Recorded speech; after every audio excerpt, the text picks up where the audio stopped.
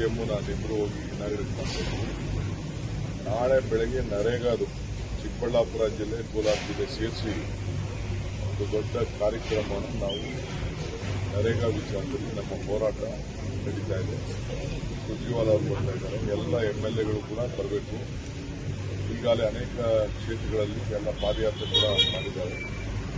ಯಾವುದಾದ್ರು ಉಳ್ಕೊಂಡಿದೆ ಪಾದಯಾತ್ರೆ ಅಲ್ಲೂ ಕೂಡ ನಾವು ಮುಂದುವರಿಸ್ತೇವೆ, ನಿರಂತರವಾಗಿ ಮುಂದುವರಿಸ್ತೇವೆ. ಸೊ ಜೊತೆಗೆ ನಾನು ಬೆಂಗಳೂರು ಸಿಟಿ ಎಲ್ಲ ರಿವ್ಯೂ ಮಾಡಿದ್ದೀನಿ. ಎಲ್ಲ ಏನು ರೋಡ್ ವರ್ಕ್ಸ್ ಇದೆ, 5,000 ಕೋಟಿ ವೆಚ್ಚದ ರೋಡ್ ಕೆಲಸ ಮಾರ್ಚ್ ಏಪ್ರಿಲಲ್ಲಿ ಎಲ್ಲ ಮುಗಿಬೇಕು ಅಂತ ಹೇಳಿದ್ವಿ. ಮಾರ್ಚಲ್ಲಿ ಶುರುವಾಗಬೇಕು, ಏಪ್ರಿಲಲ್ಲಿ ಮಳೆ ಬರೋಕ್ಕಿಂತ ಮುಂಚಿತವಾಗಿ ಎಲ್ಲ ಶುರುವಾಗಬೇಕು ಅಂತ ಹೇಳಿದ್ವಿ. ಜೊತೆಗೆ ಬೆಂಗಳೂರು ಸುತ್ತಮುತ್ತಲು ಒಂದು 40 ಕಿಲೋಮೀಟರ್ ಒಳಗಡೆ ಯಾರಾದರೂ ಜಮೀನು ಕೊಡೋದಿದ್ರೆ ಇನ್ನೊಂದು ಅಡ್ವರ್ಟೈಸ್ಮೆಂಟ್ ಹೇಳಿದ್ದೀನಿ.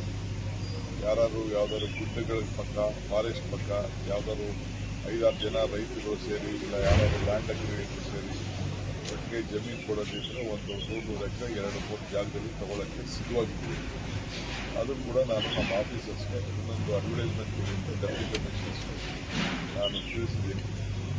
ಯಾಕೆಂದರೆ ಕಸದ್ದು ಏನಾದ್ರು ಮಾಡಿ ಪರ್ಮನೆಂಟ್ ಸೊಲ್ಯೂಷನ್ ಮಾಡೋದಕ್ಕೆ ಈಗ 2 ಜಾಗ ಐಡೆಂಟಿಫೈ ಆಗಿಲ್ಲ, ಇನ್ನು 2 ಜಾಗ ನಾವು ರೆಡಿ ಮಾಡಿ ಇಡಬೇಕಾಗಿದೆ. ಅದಕ್ಕೆಲ್ಲ ಸಿಟಿ ಬೆಳೀತಾ ಇದೆ. ಸೊ ಅದಕ್ಕೆ ಈಗಲೇ ಪರ್ಚೇಸ್ ಮಾಡಿದ ಅಂತ ಮಾಡಿದ್ದೀವಿ. ಸರ್, ಕುಮಾರಸ್ವಾಮಿ ಮತ್ತು ಪರಮೇಶ್ವರ್ ಅವರು ಭೇಟಿಯಾಗಿದ್ದಾರೆ.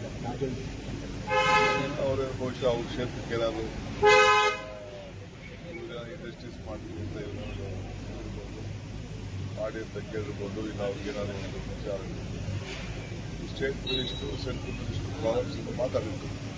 ಸರ್, ಮುಂದಿನ ವಾರ ದೆಹಲಿಗೆ ಏನಾದ್ರು ಹೋಗ್ತಾ ಇದ್ದೀರಾ ಯಾರು ಹೇಳಿ? ನೀವು ಸರ್ ಮುಂದಿನ ವಾರ?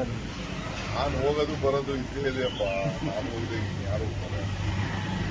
ಯಾವಾಗ ಕರೀತಾರೆ, ಯಾವ ಇರ್ತಾರೆ, ಯಾಗೆಲ್ಲ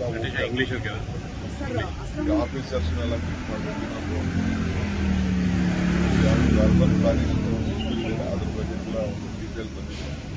ನಮ್ಮ ಆಫೀಸರ್ಸ್ ಕಳಿಸ್ತಾ ಇದ್ದೀನಿ. ನಾಳೆ ನಾಡಿದ್ದು ನಮ್ಮ ಆಫೀಸರ್ಸ್ ಹೋಗ್ತಾರೆ. ಅದ್ರ ಬಗ್ಗೆ ನಮ್ಮೊಂದು ಡಿಮ್ಯಾಂಡ್ ಆಗ್ತಾ ಇದೆ.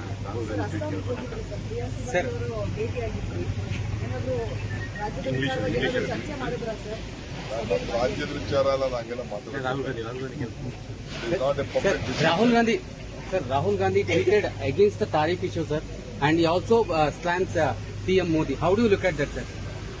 See, Rahul Gandhi is doing whatever is in the interest of the country. When there is a tariff problem, every farmer of this country will be affected. Every business of this country will be affected. So anything which has been decided, discussed, should be openly debated. That is what our leader Rahul Gandhi's desire is. He is the leader of the opposition. We will not allow him to speak on this issue also. On various international issues, he could have spoken. It is very unfortunate that the leader of the opposition has not been given an opportunity to discuss various subjects. So whatever Rahul Gandhi is doing is working in interest of the country. Sir, Union Minister Kumaraswamy also slams on Youth Congress protest in Bharat Mandapam, sir. How do you look at that? It is his political way. This is our boys' political way. We will discuss with them. I don't know who has guided them. Let me discuss later.